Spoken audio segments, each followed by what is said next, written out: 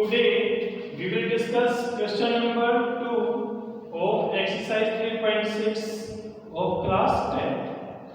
First part है बेटा, Ritu can go downstream 20 km in 2 hours and upstream 4 km in 2 hours.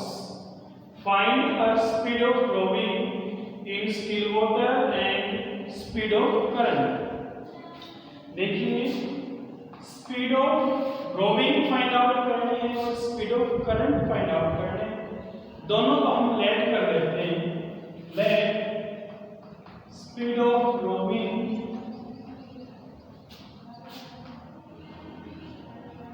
In still water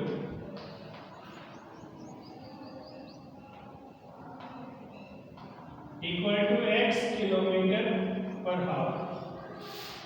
Speed of current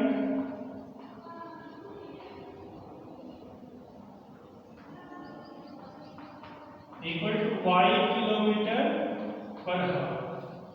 Since speed in downstream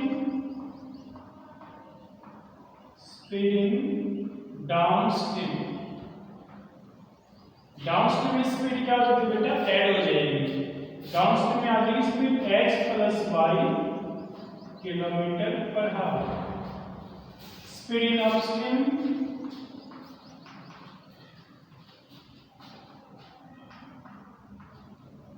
equal to x minus में y kilometre per हावर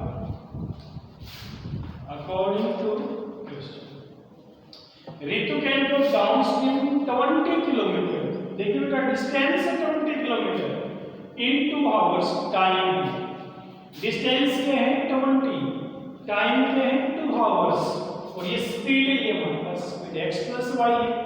अब तीनों चीज है हमारे पास, distance भी है, स्पीड है, time है, और इन तीनों में क्या रिलेशन होता है, distance equal to speed multiply time. जैसे स्पीड x प्लस में वाई और time 2 hours equal to distance that is 20। अब ये 2 मल्टीप्लाई में है, इधर आके डिवाइडेड कीजिए, x plus y equal to 10। ये इक्वेशन फर्स्ट आ जाएगा। फिर अपस्ट्रीम के लिए डिस्टेंस है 4 किलोमीटर, टाइम 2 आवर्स और स्पीड है अपस्ट्रीम की x माइनस वाई। तो यहाँ से speed multiply time equal to distance 4 kilometre equal to 4। फिर ये 2 मल्टीप्लाई में डिवाइड में आ जाएगा x minus y equal to 2। ये इक्वेशन सेकंड है। अब इन दोनों इक्वेशंस को सॉल्व कर लीजिए। x y की वैल्यू आ जाएगी x plus y equal to 10, x minus y equal to 2। Add कीजिए, ये कैंसिल हो जाएगा। 2x equal to 12, x equal to 6, x plus 6 यहाँ पुट करेंगे तो y वैल्यू क्या आ जाएगी 4। So speed of rowing in still water क्या आ जाएगी बेटा, 6 kilometre per hour and speed of current 4 kilometre per hour. ये था पार्ट फर्स्ट। अब देखिए पार्ट सेकंड। पार्ट सेकंड बेटा very very very most important. Second और थर्ड दोनों ही पार्ट इंपॉर्टेंट है। 2 women and 5 men can together finish an work in 4 days, while 3 women and 6 men can finish it in 3 days. Find the time taken by one woman alone to finish the work and also that taken by one man alone. तुम दोनों को क्या करेंगे, late कर लीजिए, दोनों का time let कर लेंगे। Let time taken by one woman and time taken by one man. देखिए, let time taken by one woman alone to finish the work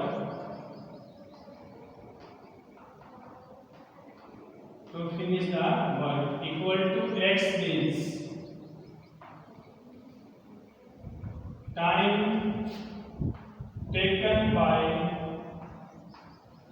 one man alone to finish the work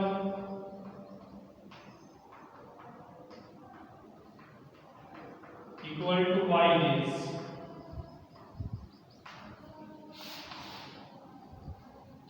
अब देखिए बेटा, one women alone to finish the work x days and time taken by one man alone to finish the work y days. अब जैसे कोई आदमी वो एक काम को 4 दिन में करता है बेटा, तो एक दिन में कितना काम करेगा? 1/4। जैसे हमने एक क्वेश्चन किया था 4th चैप्टर में टैग वाला, 2 tags can together finish and tag, या जैसे 2 पर्सन्स हैं वे कोई किसी काम को 2 डेज में फिनिश कर सकते हैं। सेम सिचुएशन यहाँ होगी, जैसे 2 वाटर टैप्स वाला सम था, यहाँ 1 वुमेन और 1 मैन का टाइम हमारे पास है। जैसे x डेज में कंप्लीट कर लेंगे 1 वुमेन वर्क को, तो 1 डे का वर्क क्या हो जाएगा? 1/x। ऐसे 1 मैन जो है उस वर्क को y डेज में फिनिश करता है, तो उस मैन का 1 डे का वर्क क्या हो जाएगा? 1/y। लेकिन the work of a woman in 1 day equal to 1/x. The work of a man in 1 day equal to 1/y according to 2 women है। अब 1 वुमेन का 1 डे का वर्क क्या बेटा? 1/x। तो 2 वुमेन का क्या हो जाएगा? 2/x। 1 वुमेन का 1/x 1 डे का। वुमेन कितनी है टोटल? 2। मैन कितने टोटल? 5। 1 मैन का वर्क क्या है 1 डे का? 1/5। 5 मैन है बेटा, तो 5/5। ये टोटल जितने भी पर्सन है 2 वुमेन और 5 मैन का 1 डे का वर्क है बेटा ये। अब कितने दिन में कंप्लीट करते हैं? Can together finish and work in 4 days. तो हम 4 से क्या करेंगे? मल्टीप्लाई, तो ये वर्क क्या हो जाएगा? कंप्लीट। और कितने वर्क? 1 ही वर्क, ये 1 इक्वल टू 1 आ जाएगा 1 वर्क। ऐसे बेटा 3 वुमेन, अब 3 वुमेन का क्या आ जाएगा? 3/x एंड 6 मैन 6/y हो जाएगा। ये इन सभी का 1 डे का वर्क है। कितने दिन में फिनिश करते हैं? 3 डेज में। तो हम क्या करेंगे? 3 से मल्टीप्लाई कर देंगे और ये वर्क क्या हो जाएगा? कंप्लीट हो जाएगा। 1 के को रख लेंगे। अब देखिए 4 जो है मल्टीप्लाई में, इधर आपको डिवाइड में आ जाएगा। 2/x plus 5/y equal to 1/4। ऐसे यहाँ 3/x प्लस में 6/y इक्वल टू 1/3। अब जैसे हमने क्वेश्चन फर्स्ट में काफी पार्ट किए थे बेटा, तो वैसे यहाँ लेट करेंगे, इसको रिड्यूस करेंगे लीनियर फॉर्म में। लेट कर लीजिए 1/x equal to a and 1/y equal to b। अब इन दोनों को लेट कर ले, यहाँ से ये इक्वेशन आ जाएगी 2a plus 5b equal to 1/4, 3a plus 6b equal to 1/3।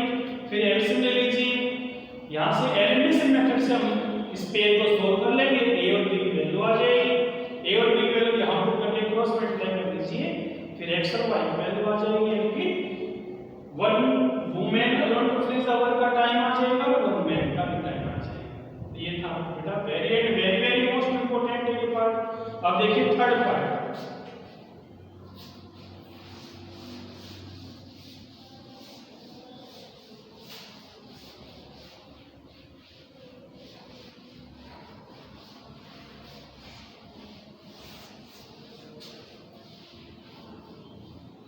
Ruhi travels 300 kilometer to her home, partly by train and partly by bus.